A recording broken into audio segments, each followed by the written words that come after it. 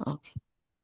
అయితే మ్, సో మనకు తెలుసు దీపావళి మనం ఎందుకు సెలబ్రేట్ చేసుకుంటాము.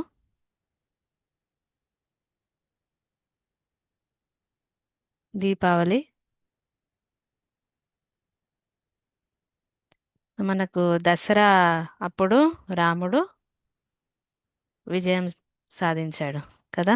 దసరా విజయదశమి అంటాం మనం.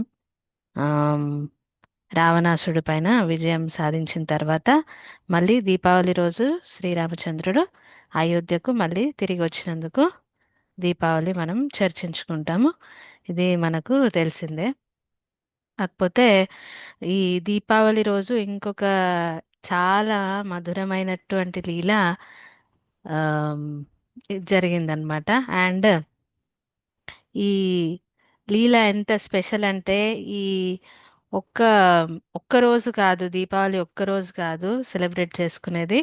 ఈ లీల మనము నార్మల్గా ఇస్కాన్లో భక్తులందరూ కూడా మొత్తం నెలంతా కూడా ఈ లీలను సెలబ్రేట్ చేసుకుంటారు. అది యశోద దామోదర్ లీల. చాలా చాలా అసలు ఈ లీల ఎంతో మంది ఎంతో డెప్త్స్ లో చాలా డిస్క్రైబ్ చేశారు. ఇది చాలా అద్భుతమైన లీల. ఎందుకంటే భగవంతుడు యశోదమ్మ చేత కట్ కట్టబడుతున్నాడు. అంటే ఆయనను ఆయనను ఏమి కట్టేయడానికి లేదు, ఎవ్వరు కూడా కట్టేయలేరు. కానీ యశోదమ్మ ఇక్కడ భగవంతుడినే కట్టేస్తుంది. సొంత చాలా గ్రేట్ లీల. భక్తులకు చాలా ఇష్టంగా సెలబ్రేట్ చేసుకుంటారు. అండ్ సో మనం స్టార్ట్ చేస్తే యాక్చువల్గా మనకు అందరికి తెలుసు శ్రీకృష్ణుడు ఇది ఆల్మోస్ట్ ఈ లీల జరిగింది ఎప్పుడు 2.5 3 ఏళ్ళు ఉన్నప్పుడు శ్రీకృష్ణుడు అప్పటికి కొన్ని లీలలు చేశాడు. చిన్న చిన్నగా వెన్న దొంగతనం మొదలు పెట్టాడు శ్రీకృష్ణుడు. ఉమ్, ఇంకా మధుర సారీ గోకులంలో లీలలు చేస్తూ ఇలా గోపికల ఇంటికి వెళ్ళడం, వెన్న దొంగతనం చేయడము ఇలా మొదలు పెట్టాడు శ్రీకృష్ణుడు. దాని తర్వాత ఈ గోపికలందరూ ఏం చేసేవాళ్ళు, యశోదమ్మకు వెళ్ళి కంప్లైంట్ చేసేవాళ్ళు. సో ఇది కంప్లైంట్ అని ఒకలాగా అనుకోవచ్చు.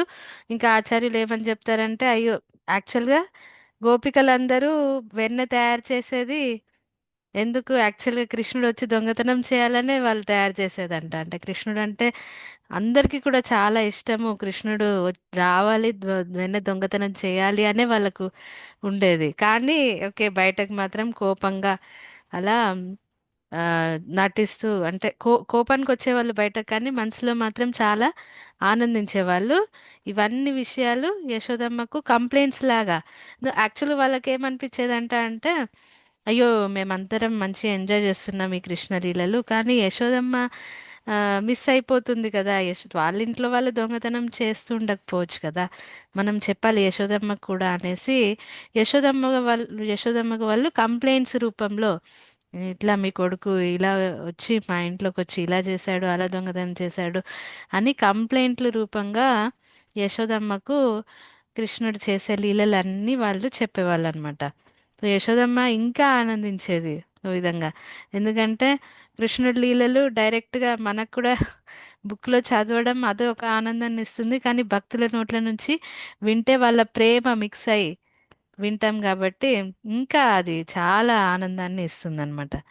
సో కాకపోతే ఆనందించేది, కానీ ఏంటంటే కొడుకు ఓకే దొంగ అంటే ఎవరైనా కానీ సంతోషించరు కదా. సో కాబట్టి ఒక రోజు అది ఈ రోజు దీపావళి రోజున ఏకదా గృహదాశిషు యశోదానంద గేహిని. సో ఏమైందంట అంటే ఆ రోజు ఆ, మిగతా యశోదమ్మ అంటే నందగేహిని, నందరా నంద మహారాజు వాళ్ళ భార్య కదా. సో తను ఏం పని చేయాల్సిన అవసరం లేదు, ఇంట్లో చాలా మంది సేవకులు ఉంటారు. కానీ ఆ పర్టికులర్ రోజు మాత్రము అందరూ మిగతా ఆ, సేవకులందరూ బిజీగా ఉండే. ఎందుకంటే యాక్చువల్గా నెక్స్ట్ డే, యాక్చువల్గా ఇప్పుడు కూడా మనం క్యాలెండర్లో చూస్తే దీపావళి నెక్స్ట్ డే మనకు గోవర్ధన్ పూజ ఉంటుంది. సో రేపటి రోజు గోవర్ధన్ పూజ యాక్చువల్గా. కానీ గోవర్ధన్ లీల అప్పటికి జరగలేదు. గోవర్ధన్ పూజ బదులు అప్పుడు ఏం చేసేవారు, ఇంద్ర పూజ చేసేవారు. ఆ ఇంద్ర పూజ వద్దనే కదా, ఆ, శ్రీకృష్ణుడు ఇంద్ర పూజ వద్దంటారు, గోవర్ధన్ పూజ చేద్దామంటారు. సో ఆ చేంజ్ తెచ్చారు. ఆ లీల మళ్ళీ ఎప్పుడన్నా చూద్దాము. కానీ ఆ నెక్స్ట్ డే ఇంద్ర పూజ ఉండడం వల్ల ఆ ఇంట్లో మిగతా వాళ్ళందరూ సేవకులు వేరే వేరే పనులలో బిజీ ఉండే. సో ఆ రోజు ఏమనుకుంటుంది యశోదమ్మ, ఈరోజు నేను కృష్ణుడి కోసం వెన్నని నేనే చిలుకుతాను, వెన్న నేనే చేస్తాను. ఎందుకంటే రెండు మూడు రకాలుగా ఆలోచిస్తుంది యశోదమ్మ. ఈ ఇంకే వేరే వాళ్ళ ఇంట్లలోకి ఎందుకు వెళ్తున్నాడు, వెళ్ళి అక్కడ ఎందుకు బటర్ వెన్న దొంగతనం చేస్తున్నాడు, మన ఇంట్లోకి ఏమైంది, మన ఇంట్లో వెన్న ఎందుకు నచ్చట్లేదు, వీళ్ళు సరిగ్గా చేయట్లేదేమో, వీళ్ళకు సరిగ్గా చేయడానికి రావట్లేదేమో, నేనే చేస్తాను స్వయంగా అని అనుకొని మ్మ్. మిగతా వాళ్ళందరికీ వేరే వేరే పనులు అప్పచెప్పి తానే కుండలో మంచి పెరుగు, ఇట్లా మీగడతో తయారు చేసిన పెరుగుని, మంచి పెరుగుని తీసుకొని అందులో కవ్వం పెట్టేసి తాడుతోని చిలకడం ప్రారంభించిందనమాట. సో చిలకడం ప్రారంభించిన తర్వాత తను, తనకు స్వయంగా చేసే అలవాటు ఎక్కువ లేదు కదా, ఎప్పుడు వేరే వాళ్ళు చేస్తుంటారు కదా, చాలా శ్రమించిందనమాట. చేస్తూ చేస్తూ చేస్తూ మొత్తము చెమటలు పట్టేశాయంట తనకు. భాగవతంలో సుఖదేవ్ గోస్వామి వారు ఆ, యశోదమ్మ ఇలా వెన్న చిలుకుతుంటే ఎంత ఎలా అనిపిస్తుంది దాని గురించి చాలా డీటెయిల్డ్గా వివరించారు. సో ఇంట్లో చెమటలు కారిపోతున్నాయి, తన చీర కూడా కొంచెం లూజ్ అయిపోయింది, తన పూలు పెట్టుకున్న పూలు పడిపోతున్నాయంట. ఇంకా తను అలా చిలుకుతూ ఏం చేస్తుందంట, అప్పటి వరకు కృష్ణుడు చేసిన లీలలు వాటి మీద ఇలా ఒక పాట కట్టిందంట. పాట కట్టి ఆ పాట పాడుతూ అలా వెన్న చిలుకుతుందంట యశోదమ్మ. ఇప్పుడు చూడండి, తను మనసుతోని కృష్ణుడి గురించి ఆలోచిస్తుంది, శరీరంతోని కృష్ణ సేవ చేస్తుంది, ఇంకా నోటితోని కృష్ణ గురించే పాట పాడుతుంది. అంటే మనస, వాచ, కర్మణ మూడు అన్నీ కృష్ణుడి సేవలో అంకితం చేసేశారు యశోదమ్మ. ఇంకా అలా చేసేటప్పుడు ఇలా పాట పాట పాడుతుంది తను. పాట పాడేటప్పుడు ఇంకా ఆ కవ్వము ఇంకా కుండ అవి వాటి కదలికతోనే ఒక సౌండ్ వస్తుండేనంట, డగ్ డగ్ డగ్ అని. అది మృదంగం సౌండ్ లాగా ఉందంట అండి. అది ఆచార్యులు చాలా బాగా వర్ణిస్తారు దీని గురించి. అది మృదంగం సౌండ్ లాగా ఉందంట. ఇంకా తనకున్న చేతికున్న గాజులు అవి కూడా సౌండ్ చేస్తున్నాయి, అదేమో కర్తాల్ సౌండ్ లాగా ఉందంట. సో అక్కడ కీర్తన చేస్తున్నారు యశోదమ్మ అని చెప్తారు. మంచి కరతాలు, మృదంగం అన్నీ ఉన్నాయి, తను పాట పాడుతున్నారు, సేవ చేస్తున్నారు. అలా చాలా అందంగా కనిపిస్తుందంట అండి ఆ దృశ్యం. దాని తర్వాత అప్పుడు ఏమైందంటే, ఇంకా కృష్ణుడు అంటాడు యాక్చువల్గా, ఎత్ర గాయంతి మద్భక్త తస్- తత్ర తిష్టామి నారద అని అంటాడు. అంటే ఎక్కడ నా భక్తులు తన గురించి కీర్తన చేస్తారో అక్కడ భగవంతుడు ఆటోమేటిక్గా వచ్చేస్తాడు. సో అప్పటి వరకు ఇంకా లేవలేదు, మార్నింగ్ మార్నింగ్ టైం ఇది జరిగేది. అప్పటి వరకు లేవలేదు. కృష్ణ లేచే లోపల కొంచెం నేను పని పూర్తి చేసుకుందామని అనుకుంటారు యశోదమ్మ. కానీ ఇదంతా జరిగే లోపల కృష్ణుడు లేస్తాడు, నిద్ర లేస్తాడు. లేచి అమ్మ కనిపించట్లేదు ఎక్కడుంది అని చూస్తుంటాడు. చూసి ఇంకా ఇంకా అమ్మ ఏమో ఇక్కడ లీనమైపోయి ఆ పాట పాడుతూ బటర్ చేస్తూ ఆ, వెన్న చెల్లుతూ ఉండే అన్నమాట. సో కృష్ణుడు వస్తాడు, వచ్చి మ్, వచ్చినా కానీ చూడరు యశోదమ్మ, పట్టించుకోరు, అంటే చూడరు. ఆ, వెన్న చిలకడంలో బిజీ ఉంటారు కాబట్టి వచ్చి డైరెక్ట్గా ఏం చేస్తారంటే మధ్యలో ఉన్న కవ్వంని గట్టిగా పట్టేసుకుంటారు. అంటే నా నా దిక్కు చూడు, ఇదంతా ఏం చేస్తున్నావు అని. అందులో కూడా చాలా మీనింగ్స్ తీస్తారు మన ఆచార్యులు. ఇట్లా కవ్వం పట్టుకున్నాడు ఎందుకంటే వెన్నె చిలకడం, ఆ, వెన్నె ఇది చిలుకుతుంది కదా యశోదమ్మ, కృష్ణుడు ఎందుకు పట్టుకున్నాడంట అంటే ఈ చిలకడం అనే పని, అంటే చిలకడం అంటే వేదాలు అన్ని శాస్త్రాలు అన్ని చిలకడం అన్నది జ్ఞానులు యోగులు చేస్తారు ఆ పని. మరి వాళ్ళు అవన్నీ ఎందుకు చేస్తారు, నన్ను నన్ను పొందడానికే. నీకు ఆల్రెడీ నేను ఇక్కడ ఎదురుగా ఉన్నాను, నువ్వేం చిలకాల్సిన అవసరం లేదు అని ఇండైరెక్ట్ గా చెప్తున్నారు అని ఆచార్యులు చెప్తారు మనకు. దాని తర్వాత ఇట్లా మధ్యలో ఆ కవ్వం పట్టేసుకున్నాక యశోదమ్మ అప్పుడు కళ్ళు తెరిచి చూస్తుంది. చూసి ఓకే వచ్చాడు కృష్ణుడు అని అనుకొని హ్యాపీగా ఫీల్ అవుతుంది. ఏంటంటే ఓకే, స్ట్రాంగ్ అవుతున్నాడు కృష్ణుడు, బలంగా అవుతున్నాడు, కవ్వాన్ని ఇట్లా కదిలే కవ్వాన్ని ఇట్లా గట్టిగా ఆపగలిగాడంటే నా కృష్ణుడు స్ట్రాంగ్ అవుతున్నాడు అనేసి సంతోషంగా ఫీల్ అవుతుంది. మళ్ళీ తెలివిగా కూడా ఆపాడు. నా చెయ్యి పట్టుకోలేదు, రోప్ పట్టుకోలేదు, కుండ పట్టుకోలేదు, దేన్ని పట్టుకోవాలో దాన్ని పట్టుకున్నాడు అనేసి తను హ్యాపీ ఫీల్ అవుతుంది. ఇక్కడ కృష్ణుడు ఇంకా ఆ, కోపంగా ఏంటి, నన్ను పట్టించుకోవట్లేదు అని అనడు, డైరెక్ట్గా అనకుండా డైరెక్ట్గా తన యశోదమ్మ ఒళ్ళోలో పడుకొని పోతాడంట. అంటే పాలు కావాలి తనకు అన్నట్టు. అది యశోదమ్మ కూడా అర్థం చేసుకొని తనకు పాలు ఇవ్వడం మొదలు పెడుతుంది. ఇప్పుడు ఇక్కడ ఏంటంటే ఇద్దరికి మధ్యలో, కృష్ణుడికి యశోదమ్మకి మధ్యలో ఒక కాంపిటీషన్ లాగా జరుగుతుందన్నమాట. ఏం కాంపిటీషన్ అంటే ఇక్కడ యశోదమ్మ శరీరంలో నుంచి పాలు వస్తూనే ఉన్నాయంట, వస్తూనే ఉన్నాయంట. అంటే నార్మల్గా ఒక తల్లి శరీరంలో నుంచి ఎన్ని పాలు రాగలుగుతాయి, ఒక చిన్న పిల్లవాడు ఎంత పాలు తాగలుగుతాడు, ఒక లిమిట్ ఉంటుంది. కానీ ఇక్కడ ఈ రెండిటికి కూడా లిమిట్ లేదంట అండి. అయితే ఈ యశోదమ్మ శరీరంలో నుంచి పాలు వస్తూనే ఉన్నాయి, వస్తూనే ఉన్నాయి. ఎందుకంటే ఈ పాలంటే ఏంటి ఇక్కడ, ఈ తల్లి యశోదమ్మ ప్రేమకు ప్రతిరూపం ఈ పాలు. ఇంకా కృష్ణుడు తాగుతున్నాడంటే ఆయన యాక్సెప్ట్ చేస్తున్నది, అది ఆయన ప్రేమ.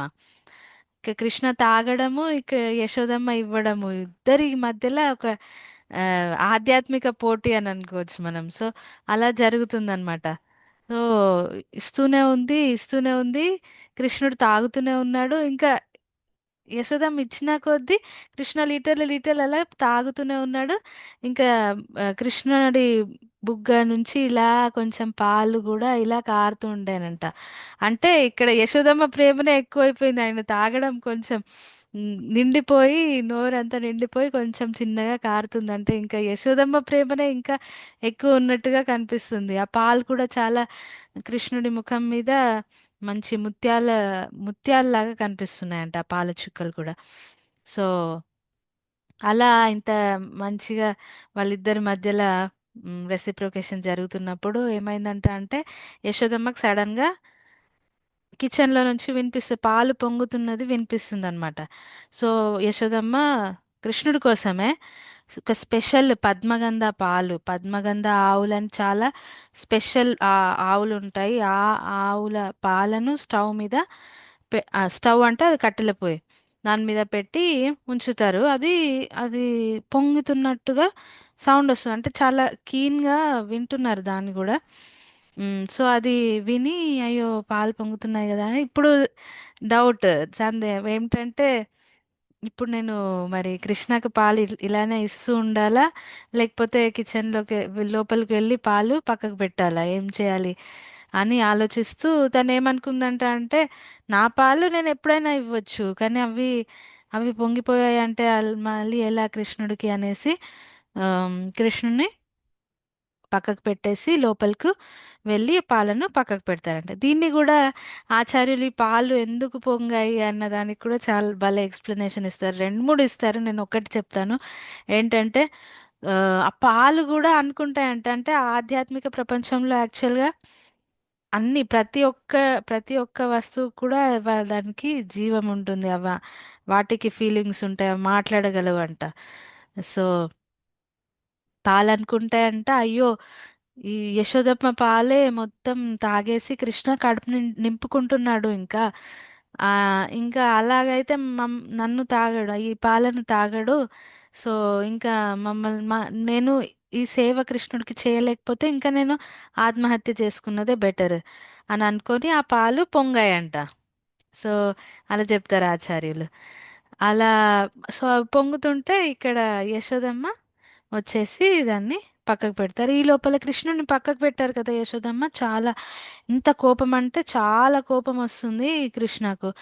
కోపం వచ్చి తన పెదాలను పళ్ళతోని కోపంగా కొరుక్కుంటున్నాడంట, నన్ను ఎలా పక్కకు పెడతారు, నేను క్షీర సాగరంలో పడుకునే వాడిని, నేను అదంతా వదిలేసి నీకోసం ఇక్కడికి వస్తే నన్ను వదిలేసి దేనికోసము, అది పాల కోసము నువ్వు నన్ను వదిలేస్తావా అనేసి కోపానికి వస్తారు. ఇక్కడ ఇది రెండు మూడు రకాలుగా మనం ఆలోచించుకో, నేను చెప్తాను. ఇదేంటంటే ఇండైరెక్ట్ గా చెప్తున్నారు మనకు, అంటే యశోదమ్మ ఒక మంచి ఉద్దేశంతోనే కృష్ణను పక్కకు పెట్టారు. కానీ మనకు ఆచార్యులు ఇంకొక విధంగా ఏం చెప్తారంటే, మనము కృష్ణ మన దగ్గర ఉన్నప్పుడు మనం కూడా కొన్ని కొన్నిసార్లు అప్పుడప్పుడు కృష్ణను పక్కకు పెట్టి లేదా కృష్ణుడి సేవ పక్కకు పెట్టి ఏవో భౌతిక విషయాల కోసము మనం కూడా పరిగెడుతున్నప్పుడు మనకు ఇంకా చాలా పెద్ద లాస్ జరిగే అవకాశాలు ఉంటాయి. ఎలాగంటే ఇప్పుడు కృష్ణుడు ఏం చేస్తాడు, ఇక్కడ సరే నువ్వు పాల కోసం వెళ్ళిపోయావు కదా అన్న కోపంతోని అక్కడ వెన్నె చిలుకుతున్న ఆ కుండను ఒక రాయితోని కొట్టి అన్ని పగలగొట్టేస్తాడు. పగలగొట్టేశాడు, కోపంలో పగలగొట్టేశాడు. కానీ ఏమవుతుంది దాని తర్వాత, భయం వేస్తుంది తనకు. భయం వేసి అయ్యో పగలగొట్టేశాను కానీ ఇప్పుడు యశోదమ్మ వచ్చి కోప్పడుతుంది కదా, మరి ఏం చేయాలి అనేసి ఆమ్, ఏం చేయాలి అనేసి అక్కడి నుంచి పారిపోతాడు. కానీ ఏమైంది, అది పగలగొట్టేసరికి అందులో ఉన్న ఆ మీగడ, పెరుగు అదంతా కింద పడిపోతుంది కదా. సో అందులో నుంచే వెళ్ళిపోతాడు. సో ఆ పాదాల ముద్రలు అలా ఎక్కడెక్కడికి తను వెళ్ళాడో అక్కడ మొత్తం ఆయన పాదాల ముద్రలు పడిపోయాయి. సో యశోదమ్మ వస్తుంది మళ్ళీ, ఆ, వచ్చి చూసేసరికి మొత్తం ఇప్పటి వరకు పడ్డ శ్రమ అంతా పోయింది. సో ఆమ్, అదే చెప్తారు ఆచార్యులు, మనం ఆ, కృష్ణుడి సేవను పట్టుకొని ఉండాలి, ఆ భౌతిక విషయాల గురించి మనం వెళ్ళొద్దు అని. చాలా మంది ఇలా అడుగుతారు, యశోదమ్మ మరి కరెక్టే చేసిందా వెళ్ళడం అని అంటే, యశోదమ్మ చేయడం కరెక్టే, ఎందుకంటే తను వెళ్ళింది కృష్ణుడి కోసమే. తను పాలను ఎందుకు కాపాడాలనుకుంది, కృష్ణుడి సేవ కోసమే. పాలు తన కోసమే కదా, తనే తాగుతాడు కాబట్టి. అలా కూడా మళ్ళీ పాలు అంటే కూడా నేను చెప్పాను కదా, సజీవం పాలు కూడా స్పిరిచువల్ ఆధ్యాత్మిక జగత్తులో. సో ఇంకొక డివోటీని రక్షించడానికి వెళ్ళింది యశోదమ్మ. సో యశోదమ్మ చేసింది కరెక్టే. కానీ మనం ఎప్పుడన్నా కృష్ణుని పక్కకు పెట్టి భౌతిక విషయాల కోసం పరిగెడతామా అని అలా ఆలోచించుకోవాలి మనం. సో అలా వెళ్ళాక కృష్ణుడు ఒక స్టోర్ రూమ్ లో పాత వెన్నె కుండలు ఉంటాయి, అవి తీసుకొని తింటూ ఉంటాడు అనమాట. అవి తీసుకొని తింటూ, ఇంకా కిటికీలు కూడా అవి తెరిచే ఉంటాయి, అక్కడ నుంచి కోతులు పిట్టలు అవన్నీ వస్తే వాటికి కూడా పెడుతుంటాడు.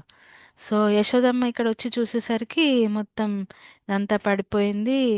ఆ, కృష్ణుడి పాదాల అడుగులు కూడా కనిపించాయి. ఓకే, ఇది కృష్ణుడి పని అని అర్థం చేసుకొని ఆ పాదాల ఆ, అడుగులు ఫాలో అవుతూ కృష్ణుని ఆ, చూస్తుంది. ఒక కట్టె పట్టుకొని వెళ్తుంది. మెల్లమెల్లగా వెళ్తుంది. ఇక్కడ కృష్ణుడు కూడా తను భయపడుకుంటా తను తింటూ అటు ఇటు చూస్తూ ఆ కోతులకు కూడా పెడుతూ, ఆ వెన్నె కోతులకు కూడా పెడుతూ, మళ్ళీ యశోదమ్మ వస్తుందా ఏంటి అనేసి ఒక చెవుతో అలర్ట్ గానే ఉన్నాడు. అంటే ఒకటి తింటున్నాడు, ఒకటి అటు ఇటు చూస్తున్నాడు అనమాట. సో అలా జరిగేటప్పుడు మెల్లిగా యశోదమ్మ కూడా మెల్లిగా వస్తూ వెనకాల నుంచి వచ్చేసింది అనమాట. అప్పుడు కృష్ణ అప్పటి వరకు కూడా కనిపెట్టాడు. కానీ ఆ, కోతులు ఏవైతే ఉన్నాయో వాటి ఫేస్ లో భయం చూసేస్తాడు. భయం చూసేసి అప్పుడు వెనకాలకి చూస్తే అప్పుడు యశోదమ్మ కనిపిస్తే అప్పుడు ఉరకడం ప్రారంభిస్తాడు, పారిపోతాడు అనమాట. పారిపోతూ ఇంకా ఏమనుకుంటాడు, ఒక్కసారి ఇంటి బయటకి వెళ్ళిపోతే ఓకే, ఇంటి బయట ఏం రాదులే అమ్మ, ఏమైనా ఉంటే ఇంట్లో చూసుకుంటుంది అనేసి అనుకుంటాడు. కానీ యశోదమ్మ కట్టె పట్టుకొని కృష్ణుడు వెనకాల పరిగెడుతుంది, ఇంటి బయట కూడా పరిగెడుతుంది. ఇంకా అందరు వేరే గోపికలు కూడా చూస్తుంటారు, ఓకే కృష్ణ ఇన్ని రోజులు బయట వేరే వాళ్ళ ఇంట్లో మన ఇంట్లలోనే దొంగతనం చేశాడు, కానీ ఈరోజు వాళ్ళ ఇంట్లోనే దొంగతనం చేసినట్టున్నాడని అందరూ చూస్తూ నవ్వుకుంటూ ఉన్నారు. యశోదమ్మకి మాత్రం చాలా కోపంలో ఉన్నారనమాట. కృష్ణ ఉరుకుతూనే ఉన్నాడు. లాస్ట్కి ఇంకా ఉరుకుతూ ఉన్నప్పుడు తన తలలో నుంచి పువ్వులు కింద పడుతుండేనంట. దానికి కూడా ఆచార్యులు ఏం చెప్తారు, పువ్వులు అంటే ఎందుకు పడిపోయాయి, కొన్ని పువ్వులు అనుకున్నాయంట, అయ్యో యశోదమ్మ కృష్ణని పట్టుకోవడం ఏంటి, ఇది పాపము, మేము ఈ పాపంలో మాకు భాగీదారులం అవ్వాలని లేదు అని కొన్ని పడిపోతాయంట. ఇంకొన్నేమో అబ్బో యశోదమ్మ ఎంత గొప్ప వాళ్ళు, ఈమె తల మీద కాదు పాదాల దగ్గర ఉండాలి మేమని కొన్ని పడిపోతాయంట. ఇంకొన్ని పువ్వులు అనుకుంటాయంట, యశోదమ్మ తొందరగా ఉరకలేకపోతుంది. ఆవిడ భారాన్ని తగ్గించాలంటే మేము కింద పడిపోతే బెటర్ అనేసి కొన్ని పూలు పడిపోతాయంట. సో అలా యశోదమ్మ మొత్తానికి పరిగెడుతున్నారు. ఆవిడ కొంచెం లావుగా ఉంటారు యశోదమ్మ. పరిగెట్టడం కష్టం అవుతుంది. కృష్ణుడేమో తొందరగా పరిగెడుతున్నాడు. ఆ, తను చాలా టైర్డ్ అయిపోయేసరికి కొంచెం టైర్డ్ అయిపోయింది. ప్లస్ ఇంకా ఆలోచిస్తుంది, అయ్యో కృష్ణుడు ఇంత పరిగెడుతున్నాడు, మరి ఎక్కడన్నా మన దెబ్బ తాకుతుందో అలా అనుకుంటుంది. సో అలా అనుకునేసరికి అప్పుడు కొంచెం కృష్ణ వెనుకకు తిరగడము, మెల్లగా స్లో డౌన్ అవ్వడము అలా చేస్తాడనమాట. మొత్తానికి అప్పుడు పట్టుకోగలుగుతుంది ఫైనల్గా. అది కూడా కృష్ణుడు కృప చేతనే.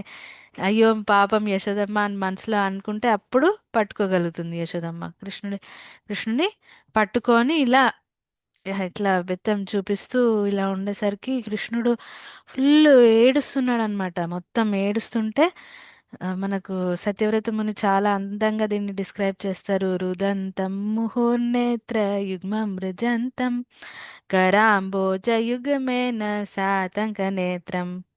అయితే కళ్ళు ఇలా రబ్ చేసుకుంటున్నాడంట ఏడుస్తుంటే. అప్పుడు మొత్తం కళ్ళకు పెట్టిన కాటికంతా ముఖం మీద స్ప్రెడ్ అవుతుందంట. ఇంత చూడండి, భగవంతుడు బృందావనంలో తన భగవత్ తత్వంని పక్కకు పెట్టేస్తాడు. సాధారణ పిల్లవాడిలాగా, సాధారణ గోపబాలుడిలాగా అందరితోని బిహేవ్ చేస్తుంటాడు. ఎందుకంటే వాళ్ళు కూడా భగవంతుడిలాగా ప్రేమించారు. తన సొంత కొడుకు, మ్, తన వాళ్ళే మనవాడన్నట్టుగా ప్రేమిస్తాడు. భగవంతుడిలాగా ట్రీట్ చేయరు. ఏ యథామాం ప్రపద్యంతే తాంస్తథైవ భజామ్యహం. ఎవరు ఎలా కృష్ణుని అప్రోచ్ అవుతారో కృష్ణుడు కూడా అలానే ఆ, వాళ్ళతోని బిహేవ్ చేస్తాడు. సో అందుకని బృందావన్ చాలా స్పెషల్ ప్లేస్. దాని తర్వాత ఏమవుతుందంటే ఇలా కృష్ణుడు బాగా భయపడిపోయేసరికి యశోదమ్మకు భయం అవుతుందన్నమాట. మరీ ఎక్కువ భయపడిపోతున్నాడు అనేసి కట్టే పడేస్తుంది. పడేశాక అరే మరీ ఎక్కువ భయంలో ఉన్నాడు, మరి అక్కడికి ఇక్కడికి ఏమన్నా ఉరికి ఏమన్నా దెబ్బలు తాకించుకుంటాడేమో, కానీ ఏదో ఒకటి పనిష్మెంట్ అయితే ఇవ్వాలి, తనను ఇలానే వదిలిపెట్టేసేయొద్దు అనేసి ఆ ఏమనుకుంటుంది, ఒక ఏ రోల్ మీదనైతే ఒక రోల్ మీద కూర్చొని బటర్ ఇలా తింటూ కోతులకు ఇస్తూ ఉంటాడు. అదే రోల్కి కట్టేద్దామని డిసైడ్ చేసుకుంటారు యశోదమ్మ. డిసైడ్ చేసుకునేసరికి ఒక తాడు తీసుకొచ్చి, ఎంత ఉంటుంది, చిన్ని కృష్ణుడి చిన్ని కృష్ణుడి నడుము ఇంతే, కొంచెం ఇంత సైజు ఉంటుంది. సో చిన్న తాడు తీసుకొని కట్టేద్దామని ప్రయత్నిస్తుంది, కానీ ఆ తాడు సరిపోదన్నమాట. సరిపోకపోతే సరే సరిపోవట్లేదు కదా అనేసి ఇంకా ఇంకా తాడు తీసుకొచ్చి ఇంకా ఆ తాడుని పెద్దగా చేసి ముడులేసి పెద్దగా చేసి ఆ, మళ్ళీ కడదామని ప్రయత్నించేసరికి మళ్ళీ చిన్నగా అవుతుందంట. అండ్ అలా చాలా ఎన్నో తాట్లు తీసుకొస్తారు. ఆ, మళ్ళీ కడతారు, పెద్దగా చేస్తారు, మళ్ళీ కట్టడానికి ప్రయత్నిస్తే మళ్ళీ చిన్నగా అయిపోతుందంట. ఎన్నో కిలోమీటర్ల కొద్దీ ఆ, తాడును తయారు చేస్తారంట. ఎంత కూడా సరిపోదంట ఆ తాడు. ప్రతిసారి టూ ఫింగర్స్ టూ ఫింగర్సే తక్కువ పడుతుందంట తాడు. ఫస్ట్ టైం టూ ఫింగర్స్ తక్కువ పడ్డప్పుడు మళ్ళీ జాయిన్ చేశాక సరిపోవాలి కదా, కానీ కాదు, ఎంత జాయిన్ చేసినా అదే టూ ఫింగర్స్ గ్యాప్ వస్తుందంట. దీనికి ఆచార్యులు ఏమని చెప్తారు, ఆ టూ ఫింగర్స్ గ్యాప్ ఏంటంటే ఒకటేమో యశోదమ్మ ప్రయత్నం, ఇంకొకటేమో కృష్ణుని కృప. మనం కూడా ఏ కార్యం చేసినా కానీ స్పెషల్లీ కృష్ణుని సేవ ఆ, చేయడంలో మన కృషి, మన ప్రయత్నం కూడా ఉండాలి. ఇంకా మన ప్రయత్నం ఉంటే మన ప్రయత్నాన్ని చూసి కృష్ణుడు కరుణిస్తాడు. అప్పుడు ఆ పని ఫలితం అవుతుంది. సో ఇక్కడ కూడా తను ప్రయత్నిస్తుంది, యశోదమ్మ చాలా ప్రయత్నిస్తుంది. అప్పటి వరకు కూడా కృష్ణకు కట్టుబడాలని లేదు, అందుకని కట్టుబడట్లేదు అప్పటి వరకు. కానీ యశోదమ్మ ఇంత శ్రమించేసరికి కృష్ణుడికి అయ్యో పాపం అమ్మ అనిపిస్తుంది. అప్పుడు కృష్ణుడి కృప ద్వారా ఆయన కట్టుబడతాడు, స్వయంగానే కట్టుబడతారు. యశోదమ్మ కట్టేయగలుగుతుంది కృష్ణుడిని. సో అప్పుడు ఫైనల్గా కట్టేసి ఇంకా లోపలికి వెళ్ళి తన పని తను చేసుకుంటుంటారు. సో ఇప్పుడు కృష్ణుడు కొంత ఏడుస్తాడు. అమ్మ ఏ- ఇంకా ఎక్కువ ఏడవడం స్టార్ట్ చేస్తాడనమాట. దాని తర్వాత ఏమవుతుంది, ఆ, ఏడుస్తూ ఏడుస్తుంటే అప్పటి వరకు బలరాముడు రాడు. యాక్చువల్ బలరాముడు ఉండడు అక్కడ. అప్పుడు వస్తాడు బలరాం. బలరాముడు వచ్చి చూసి, ఎవరు నా తమ్ముడిని ఇలా కట్టేసింది, ఎవరు వాళ్ళ సంగతి చెప్తా, అది ఇది అని చాలా మాట్లాడతాడు. అక్కడ కృష్ణుడు వేరే ఫ్రెండ్స్ కూడా ఉంటారు కొంతమంది. సో ఒక నిమిషం. ఆ సో కృష్ణుడి వేరే ఫ్రెండ్స్ కూడా ఉంటారు.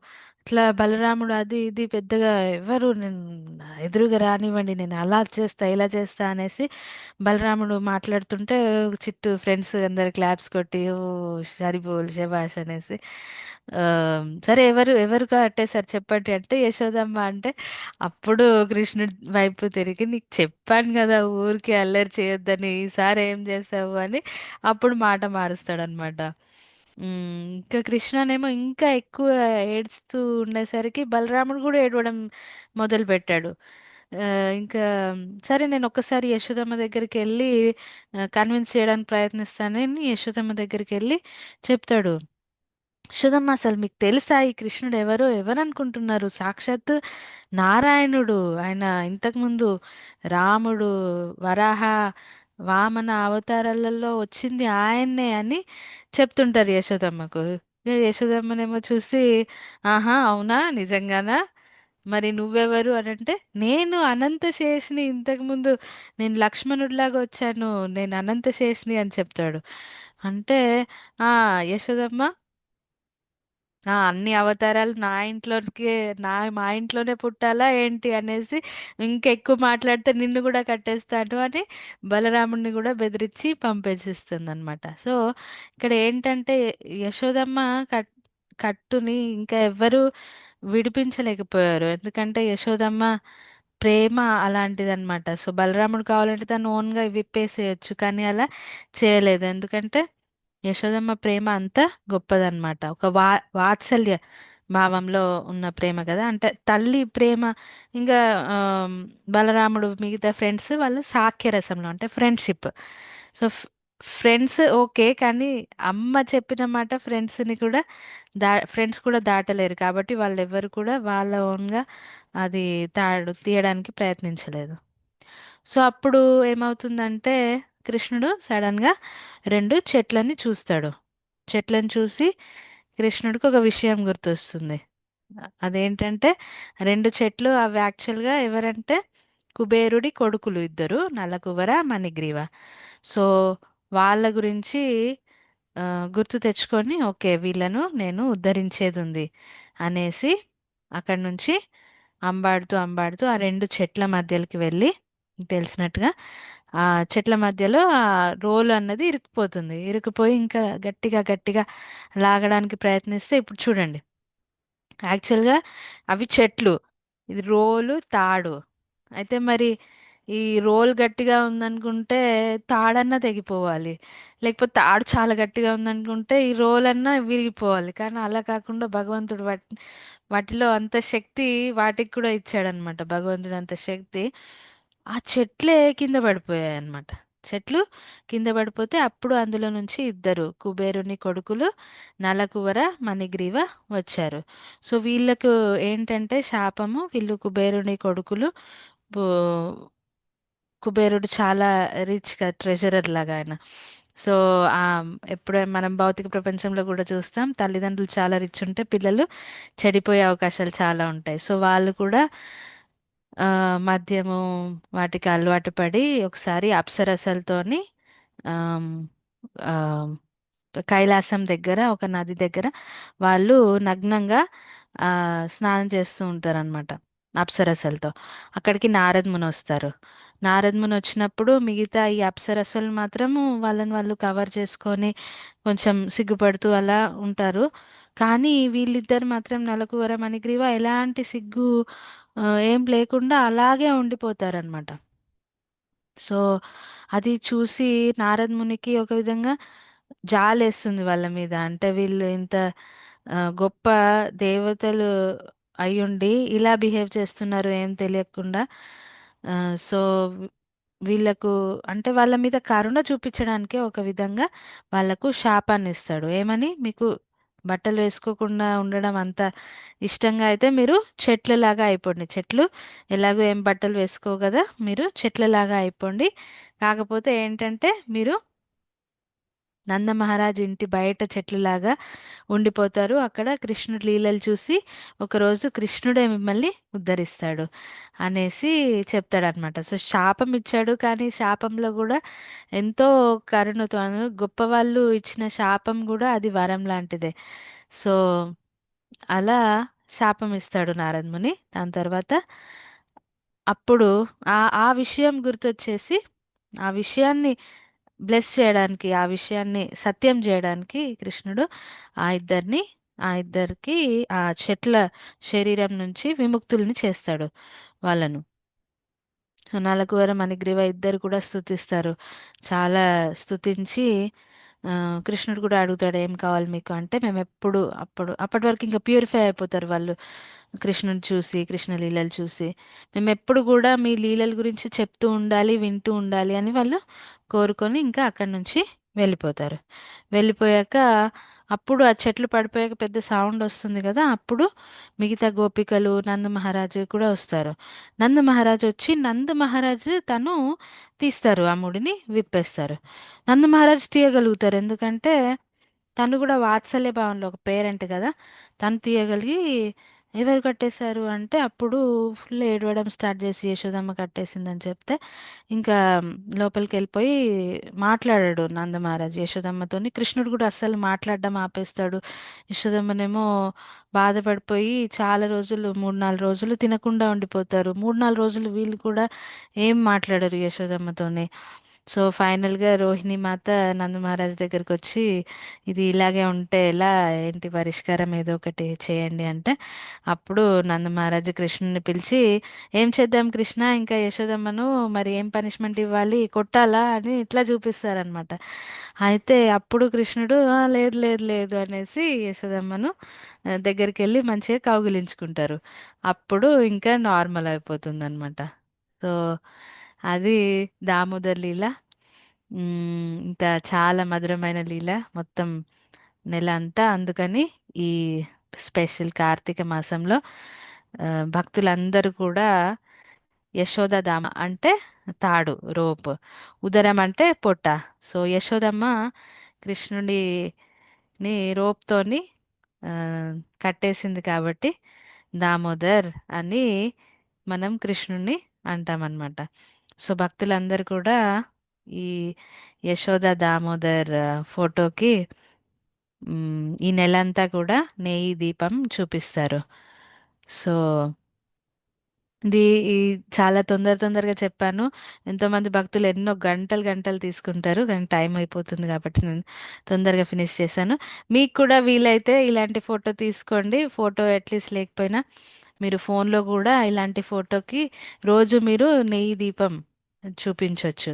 చాలా మంచిది. ఎంతో కార్తీక మాసంలో ఏ చిన్న స్పిరిచువల్ యాక్టివిటీ చేసినా కానీ అది 100 రెట్లు ఎక్కువ పుణ్యంని మనకి ఇస్తుంది. సో మీకు వీలైతే ఖచ్చితంగా ఇది చేయండి.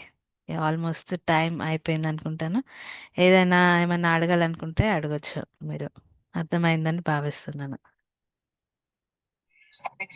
అర్థమైంది మాతాజీ, బాగుంది చాలా. చాలా బాగా హరే చెప్పారు బోల్, మాతాజీ. హరే బోల్. Thank you Rosy. ఆమ్, సరే, మనం రేపటి నుంచి మనము రెగ్యులర్ క్లాసెస్ మనం కంటిన్యూ చేసుకోవచ్చు. మన దామోదర అష్టకంది నేను ఒక వీడియో పెడతాను గ్రూప్లో, అది చూడండి, చాలా బాగుంటుంది. ఆమ్, అలాగే ఆ మాతాజీ. పాట కూడా చాలా బాగుంటుంది, దామోదర అష్టకం. సరే Prabhuji, Mataji. Hare Krishna. Thank you join Hare అయినందుకు. కృష్ణ మాతాజీ. హరే కృష్ణ మాతాజీ. వాంఛాకల్పతరుభ్యశ్చ కృపాసింధుభ్య ఏవ చ పతితానం పావనేభ్యో వైష్ణవేభ్యో నమో నమః. అనంతకోటి వైష్ణవ బృంద की जय, शिल प्रभुपाद की जय. हरे Krishna. Thank you Prabhuji, thank you Mataji. Hare Hare Krishna. Krishna Mataji. Hare Krishna.